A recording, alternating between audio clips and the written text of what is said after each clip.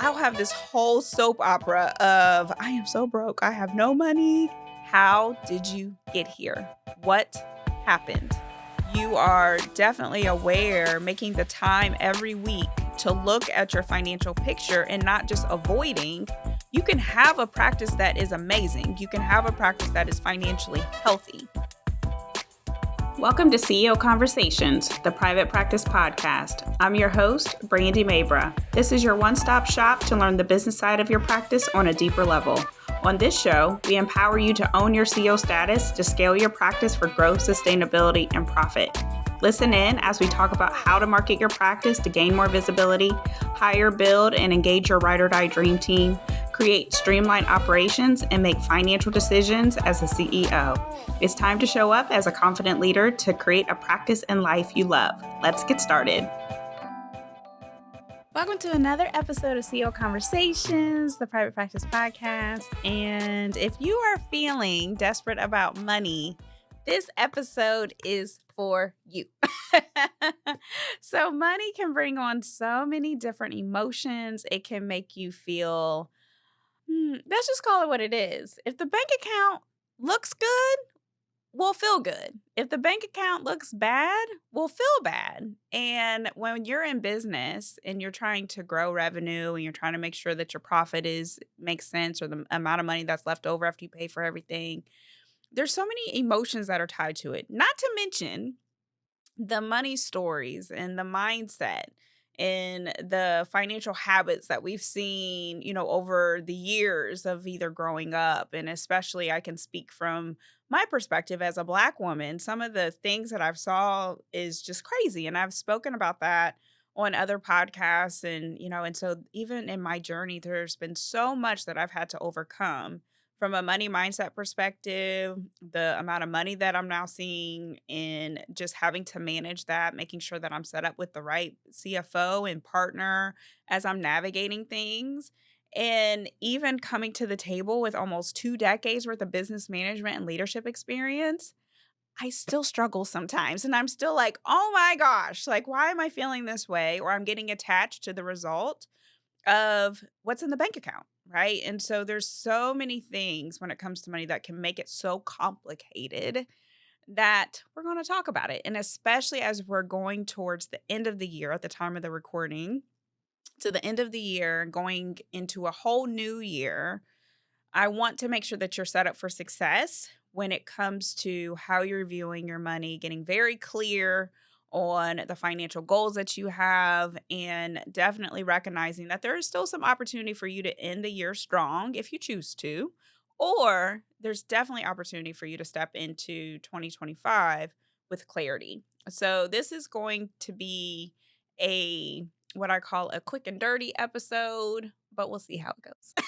We will see how it goes. So the first thing is, if you are feeling anxious about money, usually it comes down to three things. I always find that.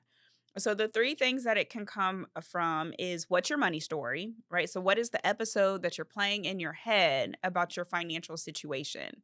It's always interesting to me, especially when I'm working with clients or even with myself. I'll have this whole soap opera of I am so broke. I have no money and the whole thing is burning down and I'm going to be homeless and just on the street.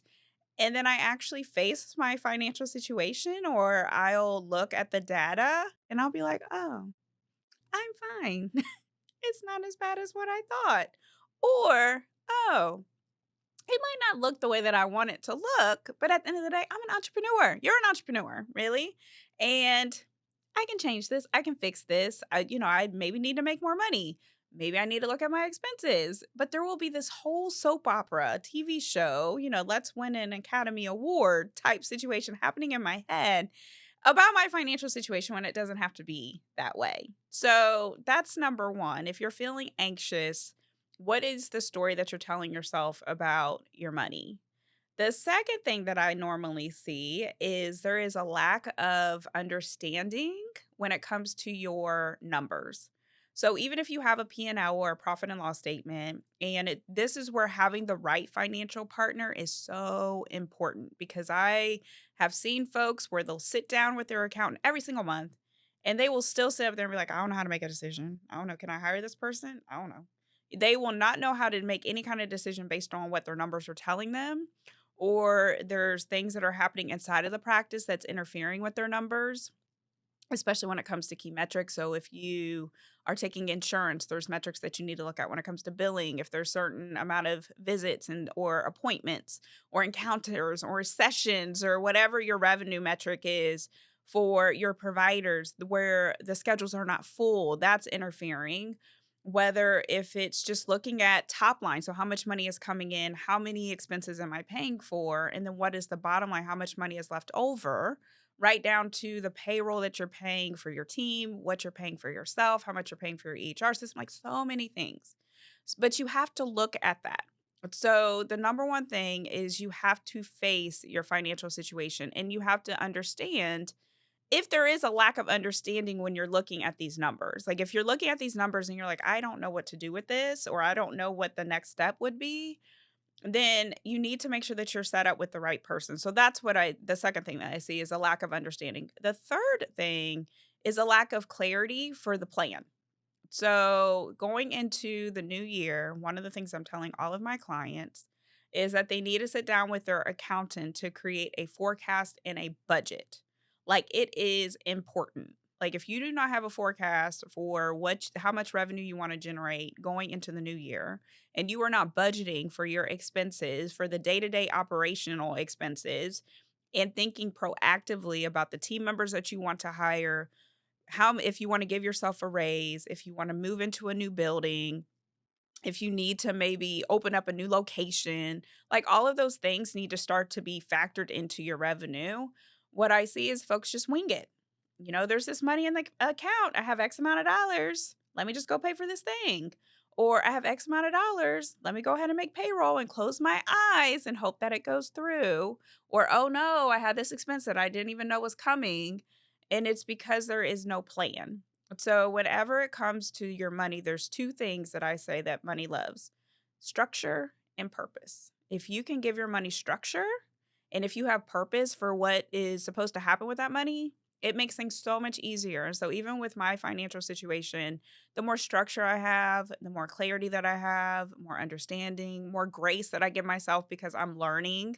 I've never managed this much money, right? And so, same thing with you as you're growing your practice, and especially like if you get to seven figures, multi seven, if you've never managed that type of money, if you're coming from a place of maybe you've never seen that much money, or I don't know what to do with that. That's okay. That is okay. So really just paying attention to where's the anxiety coming from and facing it and having some awareness of money makes me feel uncomfortable.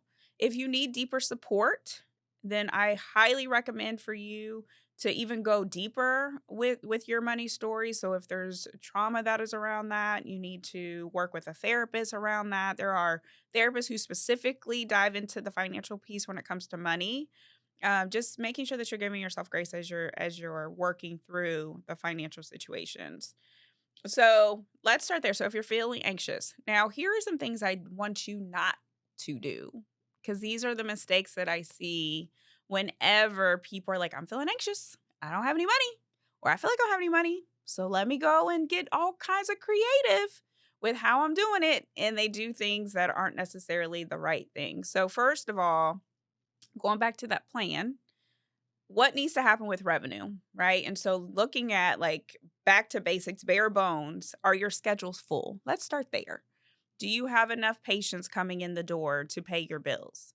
If the answer is no, dive into marketing, right? Or if the answer is yes, double down on what's working in order to generate more revenue.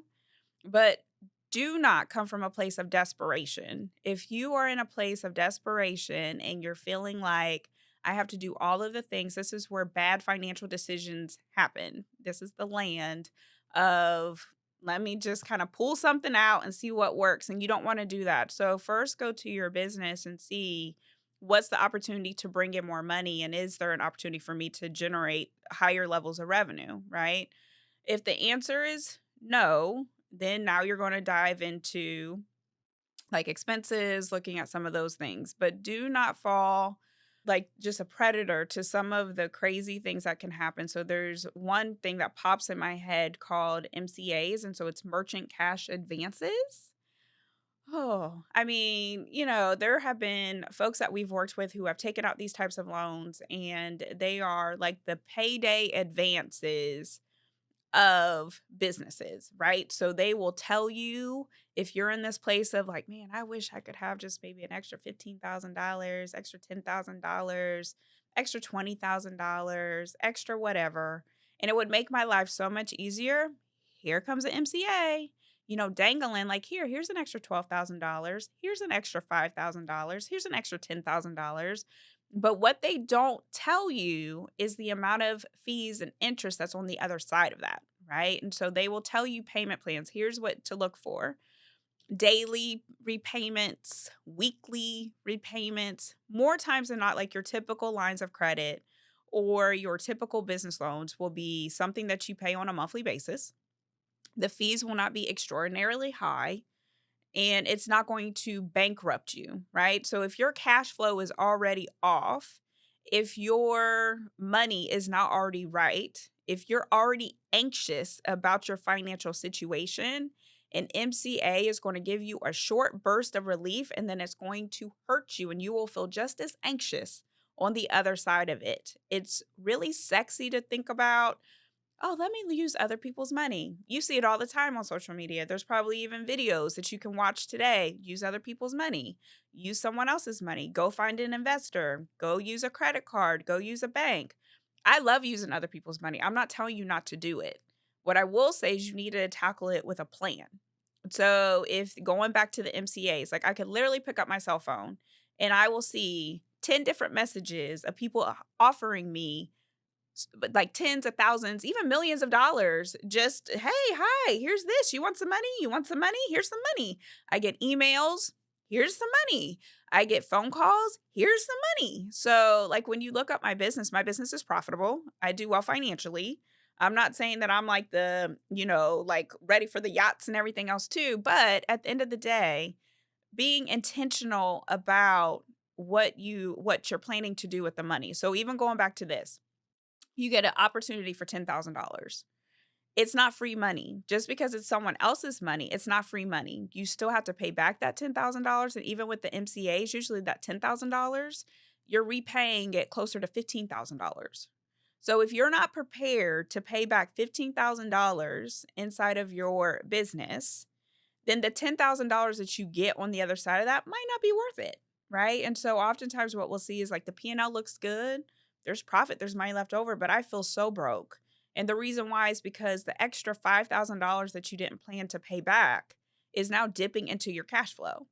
And now you're sitting there paying weekly and daily like repayments, and you're strapped and you're tired and you're stressed.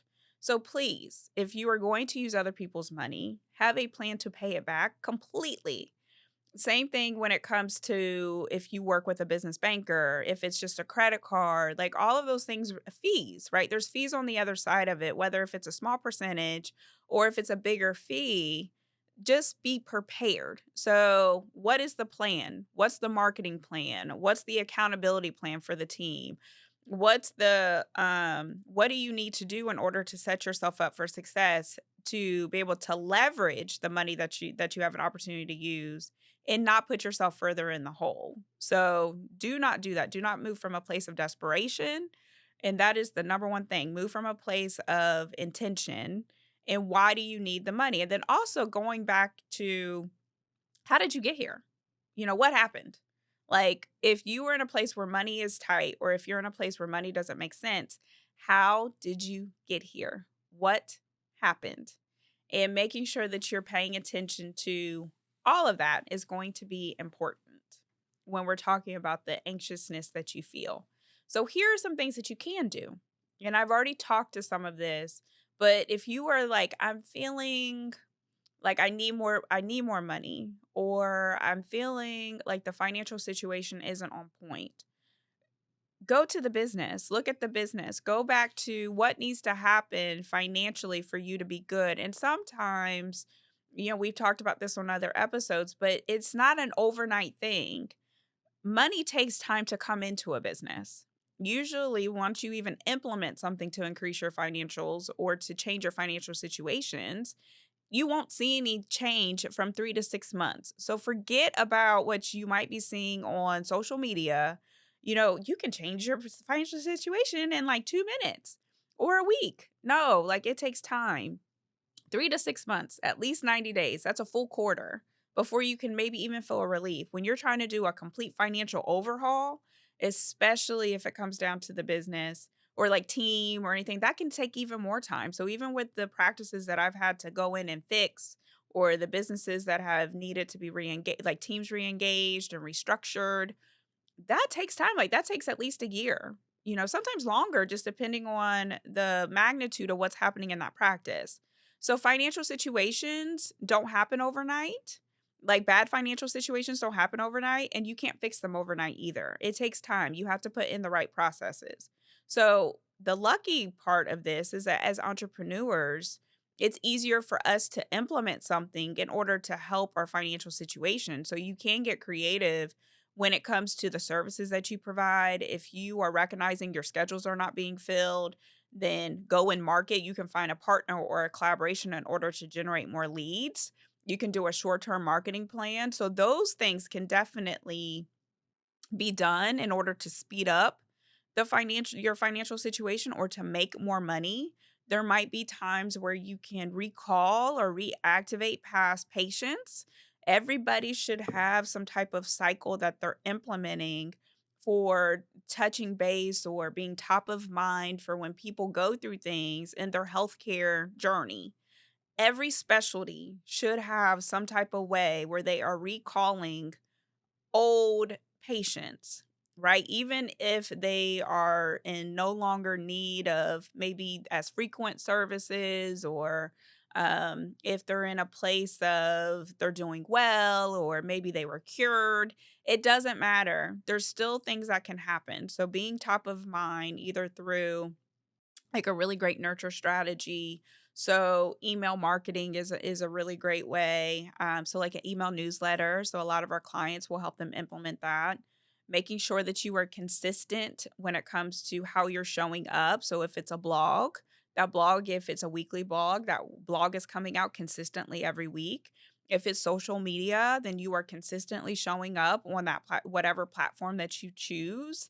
So there, a lot of times people will do one marketing tactic, stop, or they'll get their schedules filled, or they'll get out of this financial situation, and then they stop doing what was working until they see something change financially.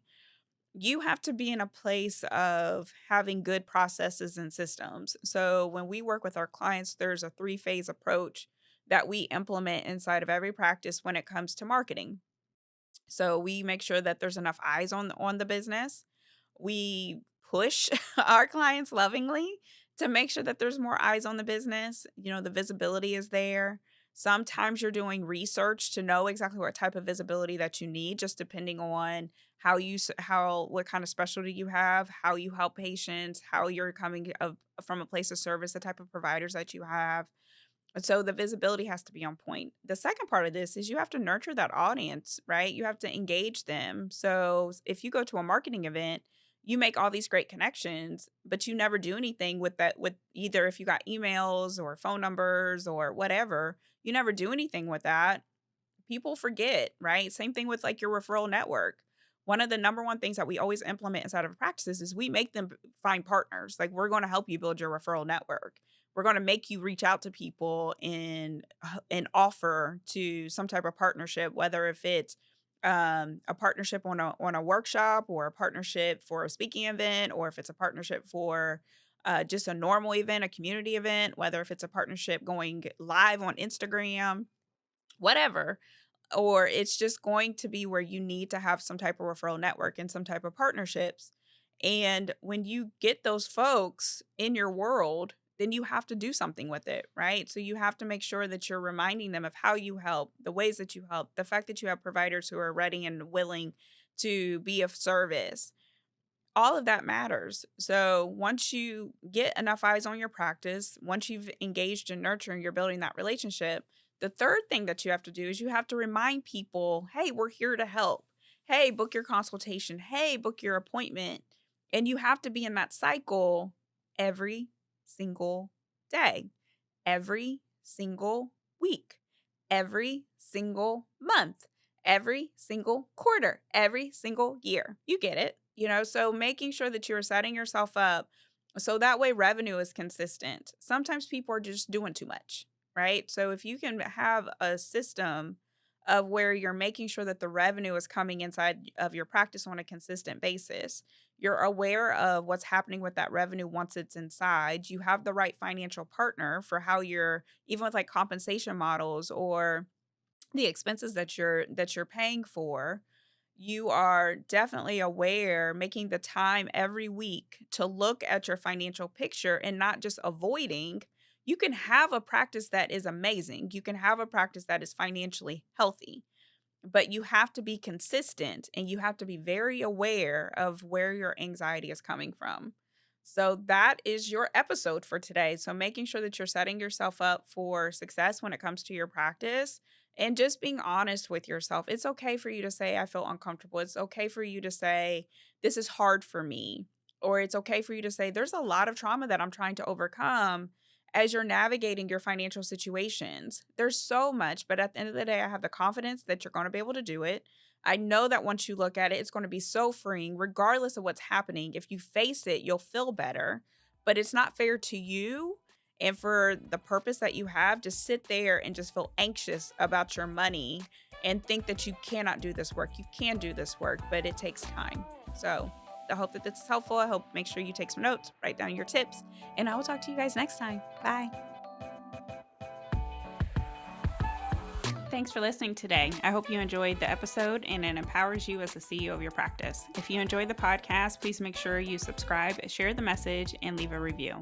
If you want more information and support in growing and scaling your practice, click the link in the show notes to take advantage of our free resources or apply to work with me directly. Thanks again, and I'll see you next time.